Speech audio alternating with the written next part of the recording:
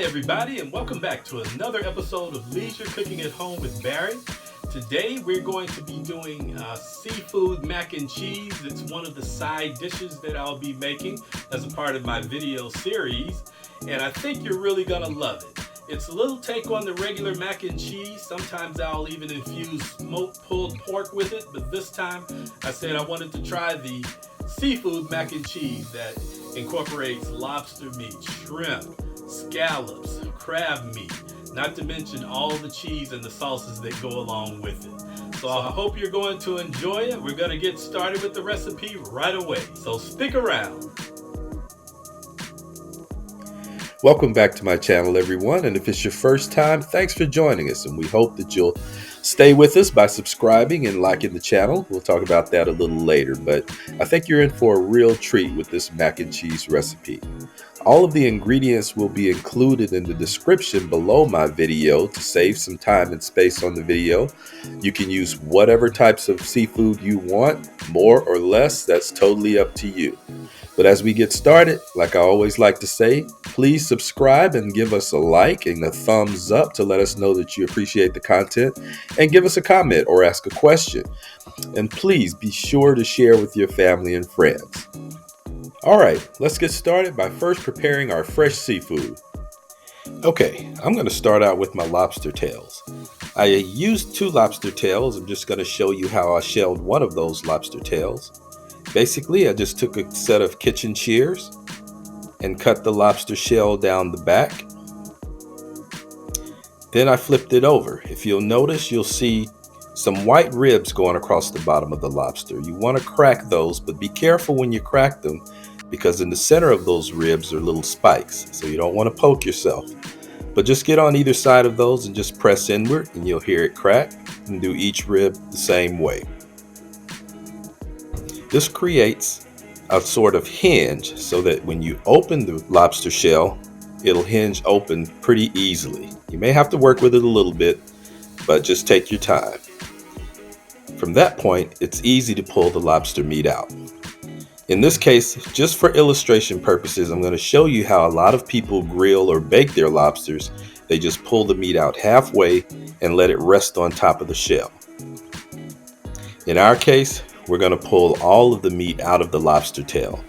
And the way I do that is just hold on to the back fins and just gently pull until the lobster meat slides right out. And that's all there is to it. We have one lobster tail ready to go. I'm going to peel the other one and we're going to cut those up a little later. Now we want to prepare our shrimp. As you can see, I've already peeled and deveined my shrimp. I used fresh shrimp for this recipe, but you can also buy frozen shrimp as well. And as you can see, all I'm doing is cutting these into thirds.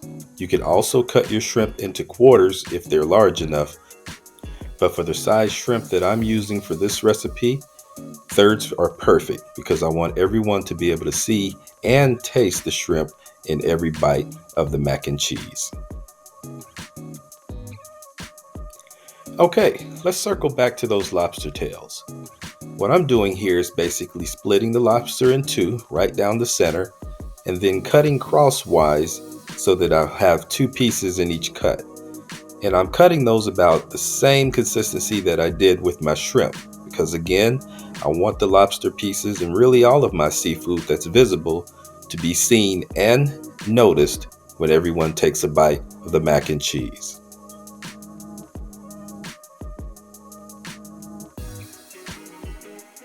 Alright, for our macaroni, you'll want to use the package directions in terms of cooking your macaroni, but here are some little things that I do when I cook mine.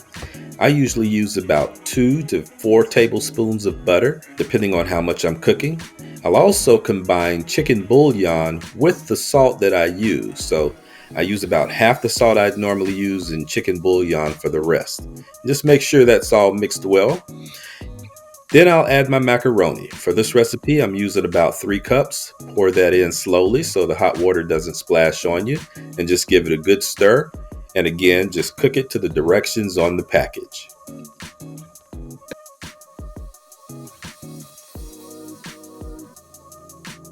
Now we're ready to remove our pasta from the stove and drain our pasta. Immediately after I drain my pasta, I run cold water. In my case, I'm using a little sprayer here to rinse the pasta, but not only to rinse the pasta, but the cold water also helps cool the pasta so that it stops the cooking process. Now we'll set our pasta off to the side until we're ready to incorporate it with the rest of the ingredients.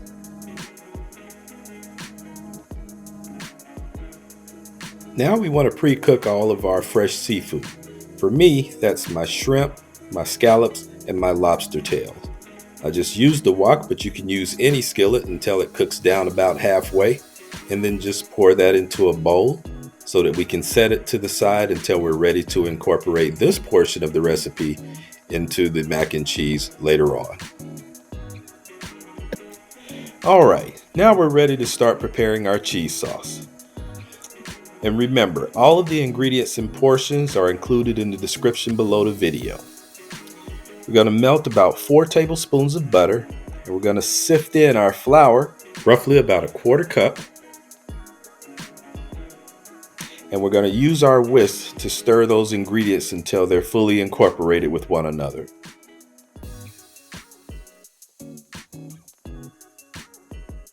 After that, we're going to add our milk. We're going to slowly add the milk so that we can blend all of the previous ingredients together until they're smoothly mixed.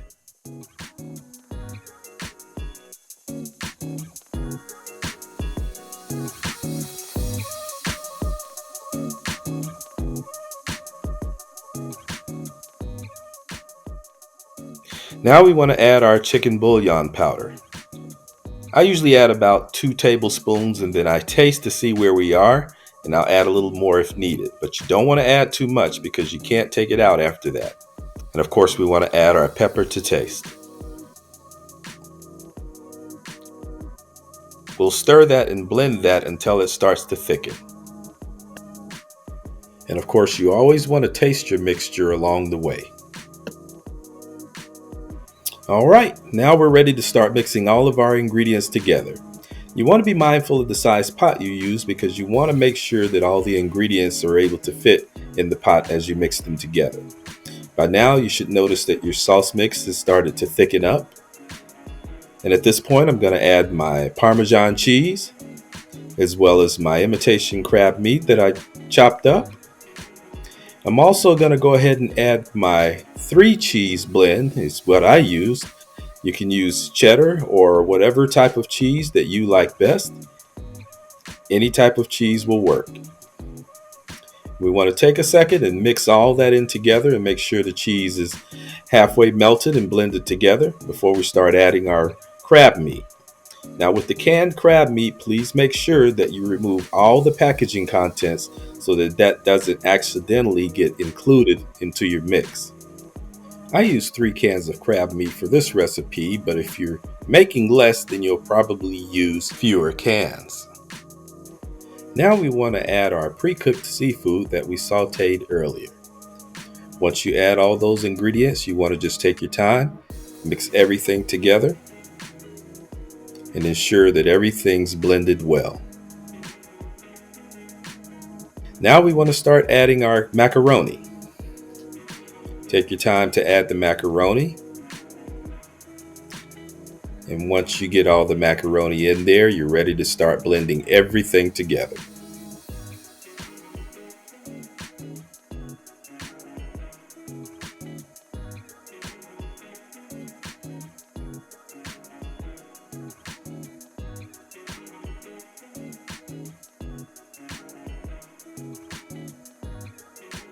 Now we're ready to start preparing and filling our baking dish. I'm using a cooking spray to make it easy to coat my pan.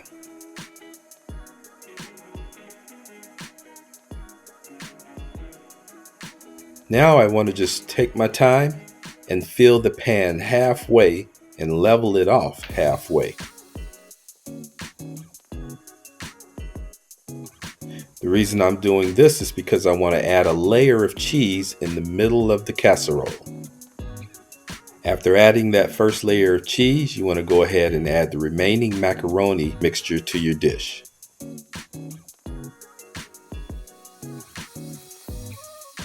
Now you're ready to add the last layer of cheese to your seafood mac and cheese dish.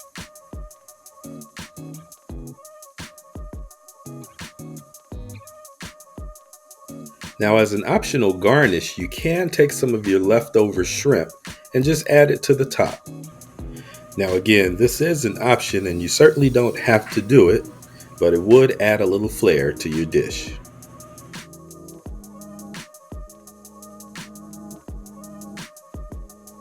All right, once you have your dish the way you want it, you want to place it in a preheated oven at about 350 degrees for about 20 minutes or until you see the cheese bubbling. And when you're done, this is what you should have.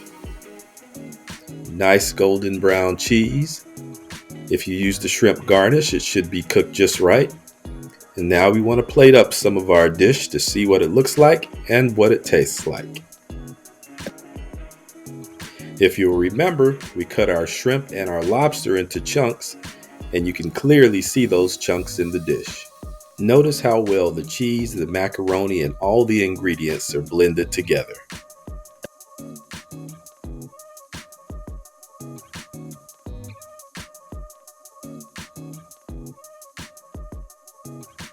All right, that's pretty much the recipe for the seafood mac and cheese. Now we want to take a bite of it, see how it tastes. It's just the way I like it. I like mine creamy with the cheese and everything that's there with it. Let's see here, get some of that shrimp, some of the crab meat.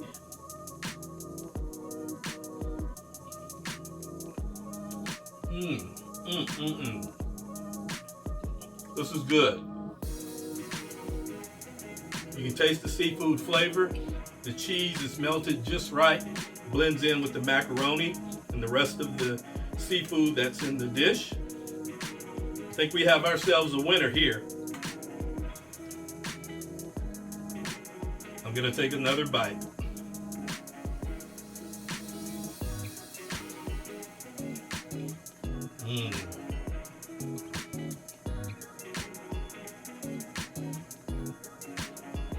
So I hope you give it a try, and I hope you enjoy it. And join us again for another episode of Leisure Cooking at Home with Barry. See you later.